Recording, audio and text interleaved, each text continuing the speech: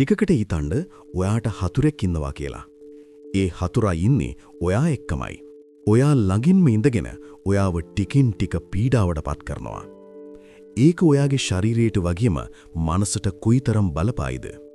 අන්න ඒ වගේ රෝගයක් ගැන දැනගන්න මේ වීඩියෝ එක අවසානයේ තෙක් නරඹන්න.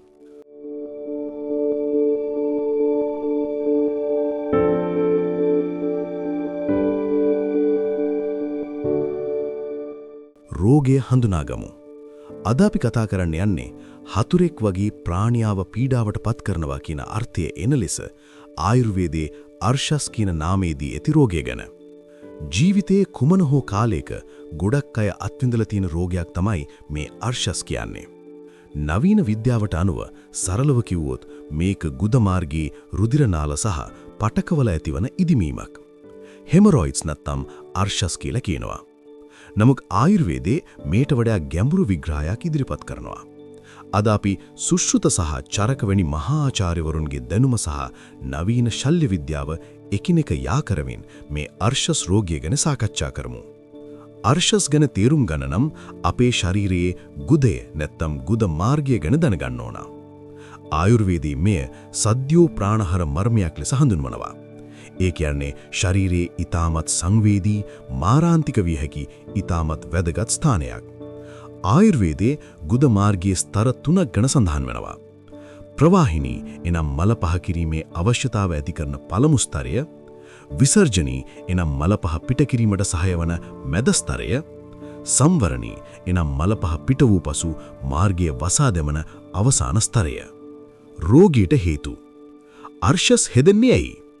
නවීන විද්‍යාවට අනුව මලබද්ධය එක දිගට වාඩි වී සිටීම සහ කිඳි සහිත ආහාර අඩුවීම නිසා ගුදයේ රුධිර නාල මත පීඩනය වැඩි වෙලා මේක හැදෙනවා.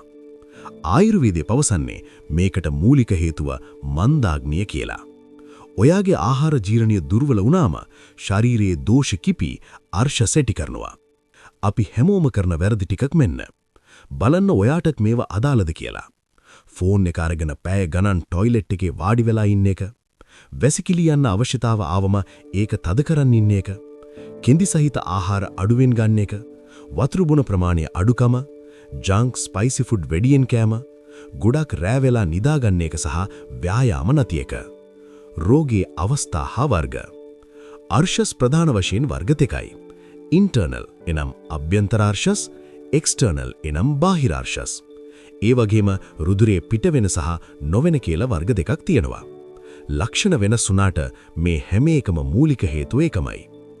රෝගයේ තීව්‍රතාවය අනුව විශේෂයෙන්ම අභ්‍යන්තර අර්ශස් ඩිග්‍රීස් 4කට බෙදන්න පුළුවන්. ෆස්ට් ඩිග්‍රී එනම් ගුද මාර්ගයේ ඇතුළත ඉදිමීම පමණක් පවතින අතර පිටතට පෙනෙන්නේ නැහැ. මේකේ ප්‍රධාන ලක්ෂණය ලේ පිටවීම. සෙකන්ඩ් ඩිග්‍රී එනම් මල පහ කරන විට ගෙඩි පිටතට ඇවිල්ලා මල පහ කර අවසන් වූ පසු ඒවා ඉබේම එනම් ස්පොන්ටේනියස්ලි ඇතුළට යනවා. තර්ඩ් ඩිග්‍රී එනම් මල පහ කරද්දී එළියට එන ගෙඩි ඉබේම ඇතුළට යන්නේ නැහැ. ඒවා ඇඟිල්ලෙන් තල්ලු කරලා එනම් මැනුවල් රිඩක්ෂන් කරලා ඇතුළට යවන්න ඕන. ෆෝර්ත් ඩිග්‍රී ගෙඩි නිරන්තරයෙන්ම එළිය ඇවිල්ලා තියෙන්නේ. ඒ කියන්නේ ඒවා නැවත ඇතුළට යවන්න බෑ. ඉරිඩියුසබල්. මේ අවස්ථාව ඊටමත් වේදනාකාරී අවස්ථාවක්. මේක සීරියස්ද? ඔව්. නොසලකා හැරලා හිටපුවාම මේක ක්‍රොනික් වෙනවා. ඒ කියන්නේ කාලාන්තරයක් පවතින රෝගයක් වෙනවා. එතකොට සුව කරන්න ඊටමත් අපහසුයි. රුධිර වහන වැඩි වෙන්න පුළුවන්. ඒ නිසා රක්තහීනතාවක් වුණත් එන්න ඉඩ තියෙනවා. වේදනාව දරා ගන්න අමාරු තත්වයකට එන්න පුළුවන්. අන්තිමට ශල්‍ය කර්ම දක්වාම යන්න වෙන අවස්ථා තියෙනවා.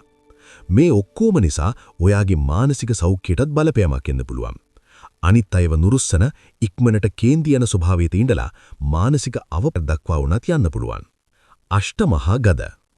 ආයුර්වේදයේ අර්ශස් හඳුන්වන්නේ අෂ්ටමහා ගද වලින් එක විදිහට. ඒ කියන්නේ ඊටම දුෂ්කර රෝග 8න් එකක්. මේ රෝගිය නිට්ටාවට සුව කිරීමට අපහසු වීමත්, නැවත නැවත ඇතිවීමේ ප්‍රවණතාවයත්, පීඩාව අධික වීමත් නිසා තමයි මේකට එහෙම කියන්නේ. ප්‍රතිකාර ක්‍රම. දැන් අපි බලමු මේ සතුරා පරාජය කරන්න ආයුර්වේදයේ භාවිතා කරන මාරාන්තික ආයුධ 4 මොනවද කියලා. ආයුර්වේදයේ මේවා හඳුන්වන්නේ චතුර්විධ අර්ශස් උපක්‍රම කියලා. භේෂජ රෝගයේ මුල් අවස්ථාවලදී ඖෂධ අභ්‍යන්තරයෙන් ලබා දීම මගින් ප්‍රතිකාර කිරීම.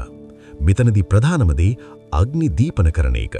ඒ කියන්නේ ඔයාගේ ජීර්ණ ශක්තිය ශක්තිමත් කරන ඖෂධ ලබා දෙන එක. ක්ෂාර කර්ම ඖෂධීය ශාක වලින් හදාගත්ත විශේෂ ක්ෂාර භාවිතා කරලා අර්ශස් ගෙඩි ඉවත් කිරීම.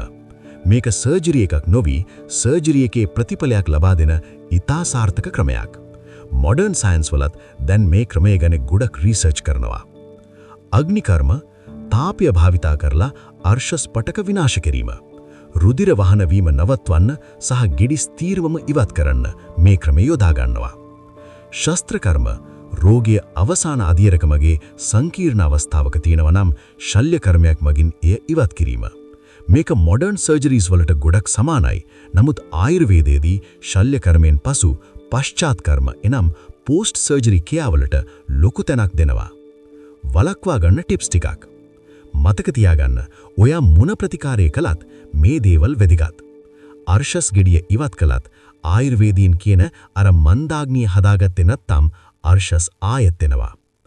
තක්‍ර අර්ශස් වලට තියෙන අමෘතය වගේ දෙයක් තමයි තක්‍ර කියන්නේ. ඒකින් ඔබේ ගට් මයික්‍රොබයෝම් එක බැලන්ස් කරනවා. ආහාරයට පලා වර්ග එළවලු එකතු කරගන්න, තන්තු බහුල ආහාරයක් ගන්න, හොඳට වතුර බොන්න. අවසානය අර්ශස් කියන්නේ ලැජ්ජ විය යුතු රෝගයක් නෙවෙයි. ඒක ඔයාගේ වැරදි ආහාර රටාවේ සහ ජීවිත රටාවේ ප්‍රතිඵලයක්. මුල් අවස්ථාවෙම නිවැරදි ප්‍රතිකාර සඳහා යොමු වීමෙන් ඔයාට මේ සතුරා පරාජය කරන්න පුරුවන්. මේ තොරතුරු වැදගත් කියලා හිතනවා නම් වීඩියෝ එකට ලයික් කරන්න, තවත් කෙනෙකුට දැනගන්න ෂෙයා කරන්න. ආයුර්වේදය ගැන මෙවැනි තවත් වීඩියෝ බලන්න අපේ channel එක subscribe කරන්න. ඔබ සැමට නිරෝගී දිවියක් ප්‍රාර්ථනා කරනවා.